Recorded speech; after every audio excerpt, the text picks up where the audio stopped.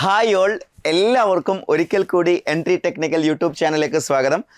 അപ്പോൾ നമ്മൾ കഴിഞ്ഞ കുറച്ച് മാസങ്ങളായിട്ട്, അതായത് ലോക്കോ പൈലറ്റുമായി ബന്ധപ്പെട്ടുള്ള വീഡിയോസുകളൊന്നും നമ്മൾ ചെയ്തിട്ടില്ലായിരുന്നു. അപ്പോൾ നിങ്ങളൊക്കെ നന്നായിട്ട് പഠിച്ചുകൊണ്ടിരിക്കുകയാണ് നമ്മൾ പ്രതീക്ഷിക്കുന്നത്. നമ്മൾ കുട്ടികളൊക്കെ നന്നായിട്ട് പഠിക്കുന്നുണ്ട്.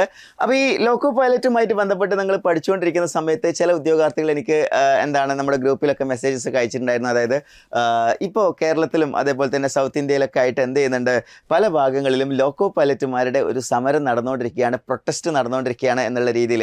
നിങ്ങൾ കേട്ടിട്ടുണ്ടാവും, ജോലി സമയം 10 മണിക്കൂറായി ചുരുക്കണം എന്നൊക്കെ പറഞ്ഞുകൊണ്ടുള്ള ഒരു സമരമാണ് ഇപ്പോൾ നടന്നുകൊണ്ടിരിക്കുന്നത്. ലോക്കോ പൈലറ്റുമാരുടെ സമരം ഇന്നു മുതൽ. ഇത് മനോരമയുടെ ന്യൂസ് കട്ടിംഗ് ആണ്. ദക്ഷിണ റെയിൽവേയിൽ കീഴിലുള്ള ലോക്കോ പൈലറ്റുമാർ വിവിധ ആവശ്യങ്ങൾ ഉന്നയിച്ച് ഇന്ന് അനിശ്ചിതകാല സമരം ആരംഭിക്കും. All India loco running staff അസോസിയേഷനുമായി ബന്ധപ്പെട്ടാണ് ഈ ഒരു സമരത്തിന് നേതൃത്വം നൽകുന്നത് എന്നുള്ള രീതിയിലുള്ള ന്യൂസസ് ആണ് നമുക്ക് കാണാൻ കഴിയുന്നത്. അതായത് എന്തുകൊണ്ടാണ് ലോക്കോ പൈലറ്റുമാർ ഈ ഒരു സമരത്തിലേക്ക് പോകുന്നതെന്ന് ചോദിച്ചു കഴിഞ്ഞാൽ, അവർക്ക് വേണ്ടത്ര വിശ്രമ സമയം കിട്ടുന്നില്ല എന്ന് മാത്രമല്ല, ജോലി സമയം എന്ന് പറയുന്നത് 10 മണിക്കൂറിൽ കൂടുതൽ വരുന്നു എന്നുള്ളത് തന്നെയാണ്. ഒരിക്കലും എന്താ പറയുക, ഈ 10 മണിക്കൂറിൽ കൂടുതൽ ഒരു ലോക്കോ സ്റ്റാഫിന് വർക്ക് ചെയ്യുക എന്ന് പറയുന്നത് തീർച്ചയായിട്ടും എക്സ്ട്രീംലി ഡിഫിക്കൽട്ട് ആയിട്ടുള്ളൊരു കാര്യം തന്നെയാണ്. അപ്പം ഞാൻ ഈ ഒരു പ്രശ്നത്തിൻ്റെ പരിഹാരത്തെക്കുറിച്ച് നമുക്ക് എല്ലാവർക്കും അറിയാവുന്നൊരു സൊല്യൂഷൻ തന്നെയാണ്. അതായത് എന്തുകൊണ്ടാണ് ലോക്കോ പൈലറ്റുമാർക്ക് ഇത്രയധികം സമയം വർക്ക് ചെയ്യേണ്ടി വരുന്നത്? അത് അവർക്ക് കൂടുതൽ സാലറി കിട്ടുന്നതിന് വേണ്ടിയൊന്നല്ല അവരത് ചെയ്യുന്നത്.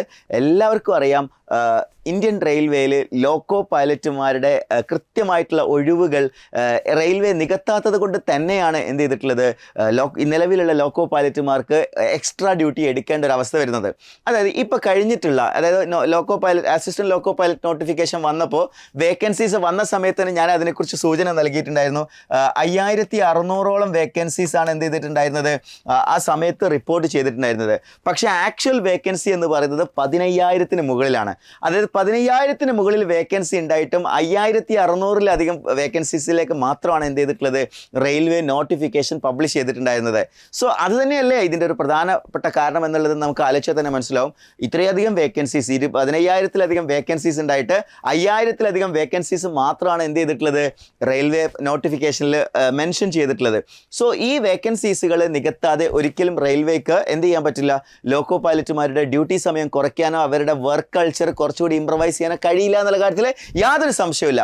അപ്പം നമുക്ക് എല്ലാവർക്കും പ്രതീക്ഷിക്കാം, റെയിൽവേ ഇതിനൊരു സൊല്യൂഷൻ കാണുന്നുണ്ടെങ്കിൽ, അതായത് ഈ ലോക്കോ പൈലറ്റുമാരുടെ സമരം എന്ന് പറയുന്നത് മറ്റൊരർത്ഥത്തിൽ നിലവിൽ ലോക്കോ പൈലറ്റ് ആവാൻ കാത്തിരിക്കുന്ന ഉദ്യോഗാർത്ഥികളെ സംബന്ധിച്ചിടത്തോളം ഇത് പോസിറ്റീവായിട്ടാണ് നിങ്ങൾ കാണേണ്ടത്. ബിക്കോസ് ഈ സമരങ്ങളിലൂടെ ലോക്കോ പൈലറ്റുമാരുടെ അവകാശങ്ങളെ സംരക്ഷിക്കാനുള്ള സമരം നടക്കുമ്പോൾ അതിൻ്റെ ഭാഗമായിട്ട് ഒരേ ഒരു സൊല്യൂഷനെ ഇതിൽ ചെയ്യാനുള്ളൂ.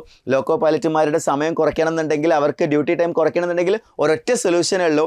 അത് വേക്കൻസീസ് ഉയർത്തുക എന്നുള്ളത് തന്നെയാണ്. ഡെഫിനറ്റ്ലി ഈ എക്സാം എഴുതാൻ പോകുന്ന 2024-ലെ അസിസ്റ്റന്റ് ലോക്കോ പൈലറ്റ് എക്സാം എഴുതാൻ പോകുന്ന എല്ലാ ഉദ്യോഗാർത്ഥികൾക്കും ഇതൊരു മികച്ച അവസരം തന്നെയായിരിക്കും.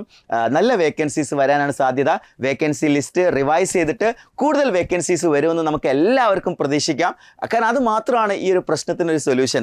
അല്ലാതെ നിങ്ങൾ ആലോചിച്ച് നോക്കി, ഇത്രയധികം ഷോർട്ടേജ് ഓഫ് സ്റ്റാഫുള്ള സമയത്ത് ഒരിക്കലും എന്ത് ചെയ്യാൻ പറ്റില്ല, ടൈം കുറയ്ക്കാനോ അല്ലെങ്കിൽ ഇപ്പോൾ നിലവിലുള്ള സിസ്റ്റം മാറ്റാനോ ഒന്നും കഴിയാത്തൊരവസ്ഥയുണ്ട്.